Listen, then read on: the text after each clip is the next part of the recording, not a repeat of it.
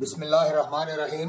جس طرح خاندان کے شجرے ہوتے ہیں اسی طرح نیکیوں اور بدیوں کے شجرے ہوتے ہیں۔ بعض اوقات ایک نیکی کو ہم معمولی نیکی سمجھتے ہیں، حالانکہ اس نیکی کا تعلق نیکیوں کے اس خاندان سے ہوتا ہے جس سے تمام بڑی نیکیوں کی شاخیں پھوٹتی ہیں۔ اسی طرح بسا اوقات ایک برائی کو ہم معمولی برائی سمجھتے ہیں، لیکن وہ برائیوں کے اس کنبے سے تعلق رکھنے والی ہوتی ہے جو تمام مہلک بیماریوں کو جنم دینے والا کنبہ ہے۔ جو شخص دین کی حکمت سمجھنا چاہے اس کے لیے ضروری ہے کہ وہ خیر و شر کے ان تمام مراحل و مراتب سے اچھی طرح واقف ہو، ورنہ اندیشہ ہے کہ وہ دکھ کا پتہ دینے والی بیماری کو نزلہ کا پیش خیمہ سمجھ بیٹھے اور نزلے کی آمد کو دکھ کا مقدمۃ الجیش قرار دے دے۔ قرآن کی یہ حکمت اجزاء کلام سے نہیں بلکہ تمام تر نظم کلام سے واقع ہوتی ہے۔ اگر ایک شخص ایک سورے کی الگ الگ آیتوں سے واقف ہو لیکن سورے کے اندر ان آیتوں کی باہمی حکیمانہ نظم سے واقف نہ ہو